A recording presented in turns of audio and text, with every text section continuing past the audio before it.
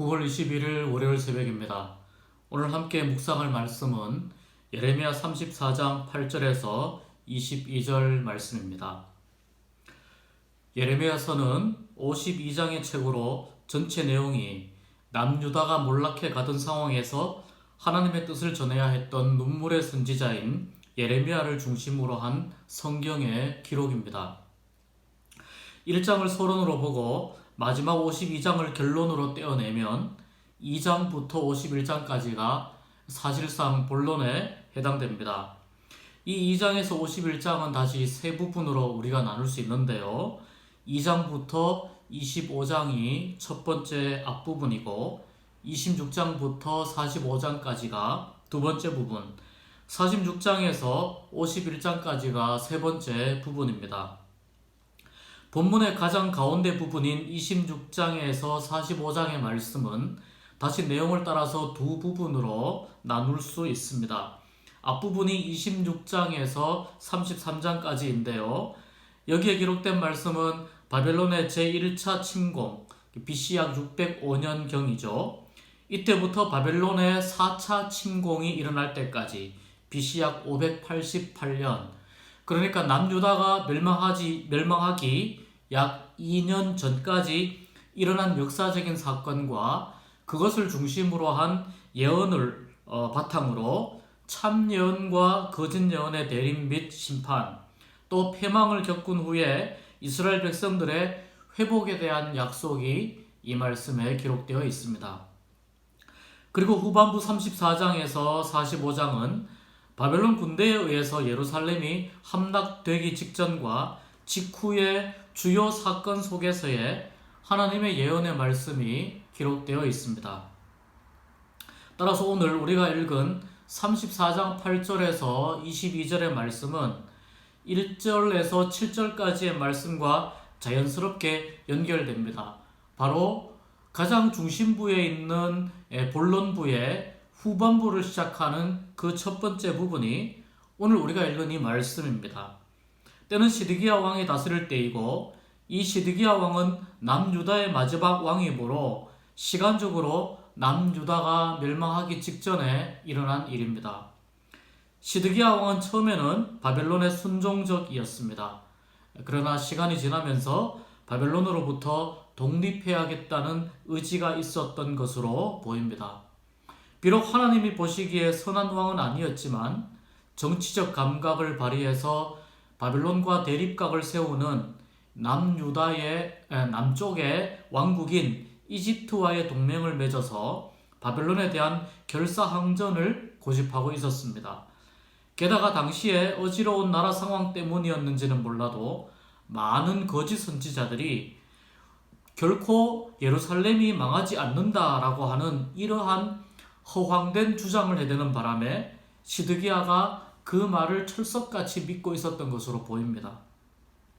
결국 바벨론 왕이 시드기야의 수상한 움직임을 눈치채고 더 이상 봐줄 수 없겠다 싶어서 군사를 일으켜 예루살렘을 공격합니다. 여러 차례의 공격을 받은 예루살렘은 결국 함락 직전까지 몰리게 됩니다. 시드기야는 생각합니다. 예루살렘이 무너지지 않을 것이라던 예언자들이 가짜였고 그들이 거짓된 예언을 한 것인가? 그렇다면 예루살렘이 함락되면 나는 바벨론 왕에게 바로 죽어나가겠구나 라고 나라의 몰락을 앞두고 자신 역시 죽음을 앞두고 불안에 떨게 됩니다. 이때 참 선지자인 예레미야가 나타나서 하나님의 말씀을 전합니다. 이 내용이 바로 34장 1절에서 7절까지의 말씀입니다. 당신이 왕으로 있을 때 나라가 완전히 넘어가겠지만 당신은 죽지 않고 바벨론으로 잡혀가 거기서 평안히 죽을 것입니다. 그리고 당신의 죽음을 선왕들처럼 슬퍼하며 임시 분향소를 마련하여 사람들이 많이 분향할 것이니 너무 불안해하지 말라고 예레미야가 이야기해 줍니다. 비록 한 나라의 마지막 왕이 되었고 포로의 삶을 살게 되었지만 그의 마지막은 사람들에게 존경받는 왕으로 마무리되고 하나님 앞에서도 어느 정도 인정받고 회복되게 될 것이라는 말씀이었습니다. 하나님은 결국 예레미야를 보내셔서 시드기야를 위로하셨고 정치적 상황과 위기의 상황을 정확히 진단하여 어떤 결정을 해야 하며 준비해야 할지를 가르쳐 주셨습니다. 상황은 악화되어 남유다의 모든 성들이 바벨론에 다 넘어가고 말았습니다. 그리고 라기스와 아세가 그 외에 몇몇 성읍들만이 겨우 남아서 바벨론의 공격을 버티는, 바벨론의 공격을 아주 힘들게 막아내고 있는 절체절명의 상황이 되었습니다. 그런 상황에서 시드기야 왕은 노예들을 해방시키라는 명령을 선포합니다. 바로 오늘의 8절 말씀입니다. 왜 이런 명령을 내렸을까요? 아마도 바벨론 군대가 예루살렘을 에워싸고 있는 상황에서 노예들을 통제하기 쉽지 않았을 것이고 또 예루살렘 성을 방어하기 위해서는 노예들의 자발적인 군사 행동이 필요했을 것으로 짐작이 됩니다. 그리고 노예를 해방시킴으로 인해서 하나님께 좀 더 잘 보이려고 했을지도 모르겠습니다. 마침 7년마다 돌아오는 안식년 법이나 희년법에 근거했을 수도 있습니다. 이러저러한 이유로 노예들은 해방되었지만 바로 남쪽에서 이집트 군대가 바벨론을 견제하고 예루살렘을 돕기 위해서 북진해 오자 바벨론은 잠시 포위망을 풀고 그러니까 이집트와 직접적인 대결을 피하고 싶었던 것 같습니다. 그래서 잠시 예루살렘을 포위했던 그 포위망을 풀고 유다의 외곽으로 퇴각하였습니다. 겉으로 보기에는 바벨론이 이집트가 무서워서 그렇게 한 것처럼 보이고 예루살렘을 중심으로 이집트와 바벨론이 힘의 균형을 이루어 평화를 맛보는 것처럼 보였습니다. 마치 예루살렘이 위기에서 벗어난 것처럼 보인 것입니다.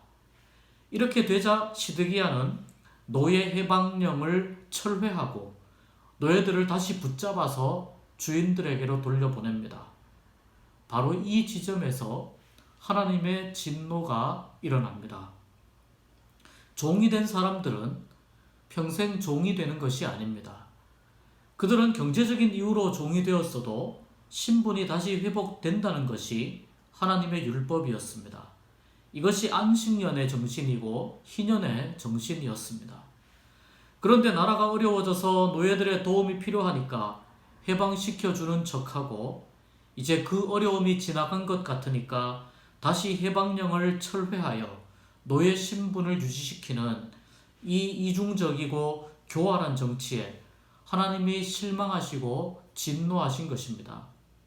히브리인들은 원래 애굽에서 노예의 신분이었습니다. 그들은 전통적으로 노예의 삶이 얼마나 고달픈 것인지 잘 알고 있었습니다. 그런 민족을 하나님은 해방시키셔서 가나안 땅으로 이끄셨고 언약을 맺으셔서 하나님의 백성으로 삼아주셨고 7년이 되면 노예들을 풀어주고 자유롭게 놓아주기로 그렇게 약속을 맺었는데 선조들은 이 약속을 제대로 지키지 않고 또 이행하지도 않았던 것입니다. 그런데 시드기야 왕 때에 모처럼 만에 올바른 일을 하는가 싶어서 칭찬해주고 싶었는데 그들을 다시 노예로 끌고 와서 더 악랄하게 대하는 모습을 보고 하나님이 더욱더 진노하신 것입니다. 어떻게 이렇게 할 수가 있느냐? 이스라엘 사람들에게 해방이라고 하는 말은 이스라엘 사람들의 정체성을 나타내는 말입니다. 애굽으로부터의 해방으로 이스라엘이 생겨났기 때문에 누구보다도 해방과 자유라고 하는 말의 의미를 잘 알고 있어야 할 사람들이 이 자유를 미끼로 하여 사람들의 목숨을 가지고 노는 꼴이 너무나도 악하고 하나님 보시기에 참혹하였습니다. 어떻게 형제를 이렇게 잔인하게 대할 수 있느냐? 하나님의 깊은 슬픔과 실망이 묻어나는 장면입니다. 하나님이 말씀합니다. 지금 잠시 물러난 저 바벨론 군대를 내가 다시 부를 것이다. 그리고 예루살렘과 남유다와 시드기야를 비롯한 모든 귀족들과 방백들은 모두 몰락하여 바벨론 군대에 잡혀갈 것이다. 너희들은 칼과 전염병과 기근으로 인해서 흔적도 없이 망하고 세계의 여러 곳으로 흩어지게 될 것이라고 훨씬 더 참혹한 예언을 하셨습니다. 이것이 오늘 말씀의 내용입니다. 하나님의 백성은 하나님의 백성다워야 합니다. 기회를 엿보거나 상황이 좀 유리해졌다고 해서 하나님의 말씀과 교훈을 무시하고 자기 마음대로 판단하고 행동하는 것은 하나님께서 아주 가증하게 여기시는 일입니다. 역사의 흐름은 언제나 오르막과 내리막이 교차하게 마련입니다.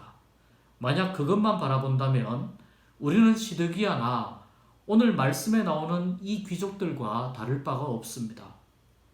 하나님은 인생의 파도와 폭풍우 속에서 헤쳐나오는 길을 알고 계십니다. 소낙비를 맞을 때와 장마를 준비할 때, 태풍을 준비할 때가 다른 것처럼 그 상황에만 몰두하면 방향을 잊어버리게 되고 결국은 어떤 식으로든 비를 맞게 되어 있습니다. 높은 파도 속에서도 예수님만 보고 걸었을 때 베드로는 물 위를 걸을 수 있었지만 파도를 보고 마음이 약해졌을 때 그는 물속에 빠지게 되었습니다. 우리는 기도해야 됩니다. 이 풍랑과 고난이 하나님의 손에서 마침표를 찍을 수 있기를 위해서 간절히 기도해야 됩니다. 그리고 더 중요한 일이 있습니다. 한없이 바닥을 향해 내려가고 있어도 우리의 눈은 하나님을 바라보는 일입니다. 하나님의 관심은 바로 우리와의 눈맞춤에 있기 때문입니다. 오늘 하루 하나님을 바라보는 귀한 날 되실 수 있기를 주님의 이름으로 축복합니다.